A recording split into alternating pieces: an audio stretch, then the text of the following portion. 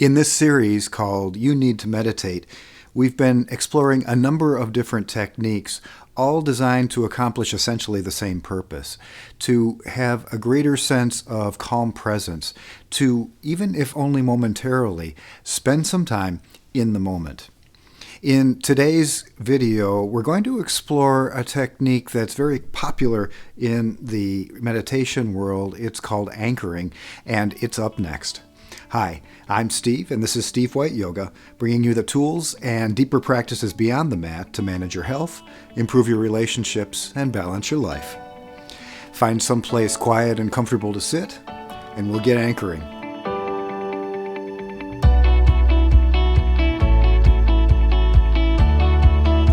Anchoring is a practice that comes in many varieties, but most common are three different techniques for anchoring. All an anchor is really is something to focus your mind on and then bring it back to again and again and again. Most commonly, it's done in a seated meditation practice, and in the best of circumstances, we find enough time to set aside so that we can be completely undisturbed for the practice. 5 to 10 minutes a day is always a good place to start, and if you can do it the same time of day each day, that's definitely a benefit. So we're going to try a little bit of each of these three different anchors, and we'll do it for just briefly, maybe between 30 seconds and a minute, and you'll get the idea. So I'd ask you to settle into your seat, wherever it is. If you're sitting on a chair, pull your back away from the chair back, put your feet flat on the floor. And if you're sitting on the floor or on a cushion, just feel your spine being upright and your sitting bones settling into your seat. Close or soften your eyes.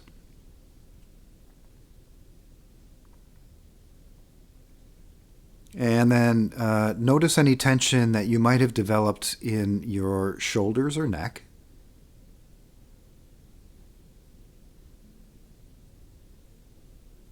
Let the muscles of your face relax. Let your jaw soften.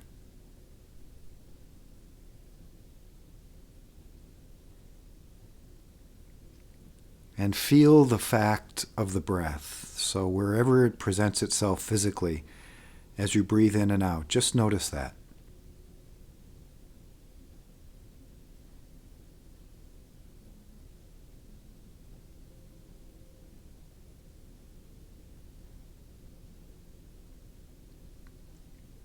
And the first anchor then is, in fact, the breath.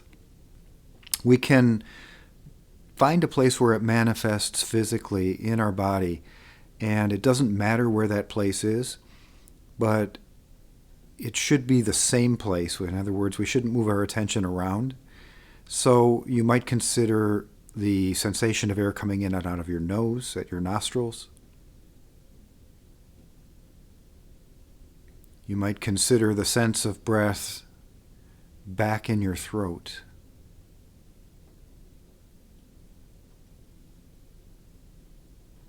You might notice it in your chest or in your belly.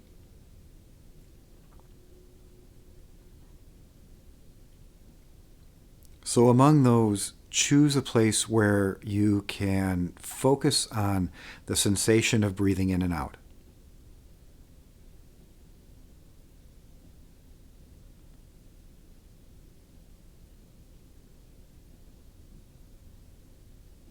Sometimes when we come into a meditation session, it's easy to sort of drop into the moment and let your attention relax on that sensation.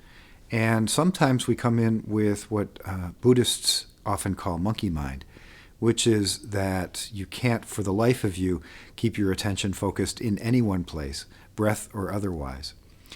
It isn't good or bad that either happens. It just is. It's the way our mind works. So if you have a bit or a lot of monkey mind, each time you notice that your mind has floated away to something else, just bring it back. Rest it again on your breath.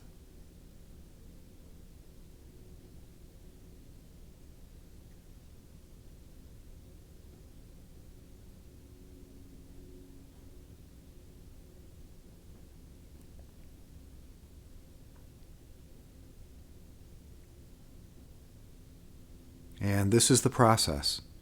Noticing when your mind wanders, when your attention falls away, and bringing it back.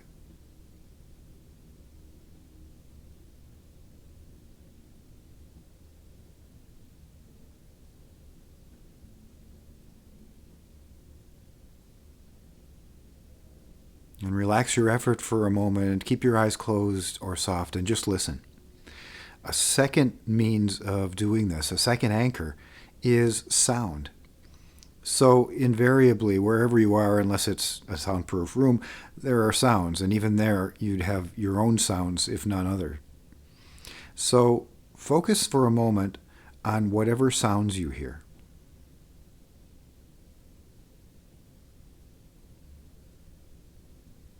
It might be sounds in the room or sounds outside. The sound of my voice.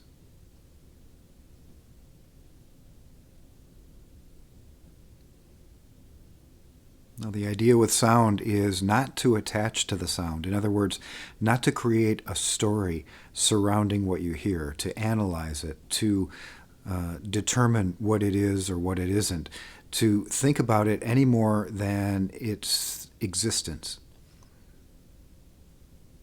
So as sounds come and go,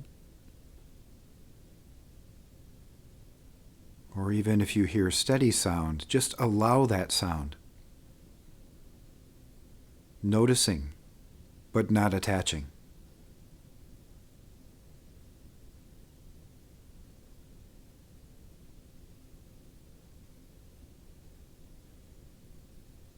Almost like a third-party observer.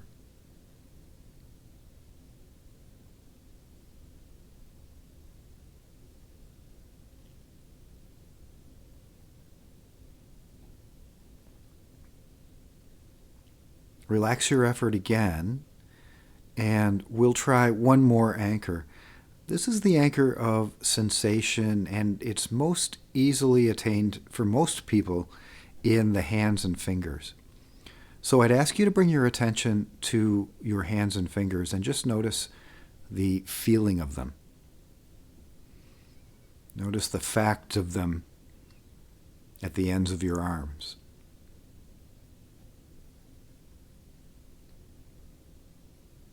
And notice what you notice. Feel what you feel.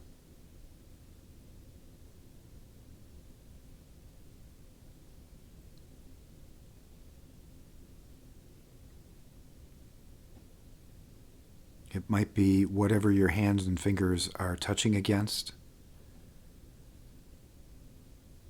It might be the sensation of air, temperature.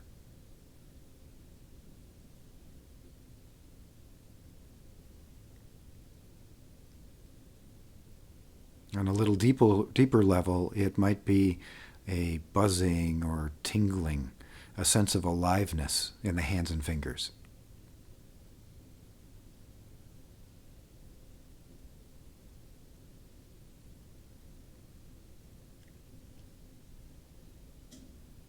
And when your mind wanders, just notice that and bring it back.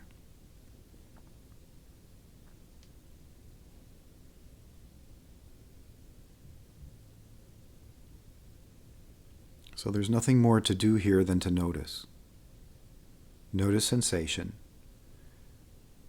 And notice when your attention leaves that sensation.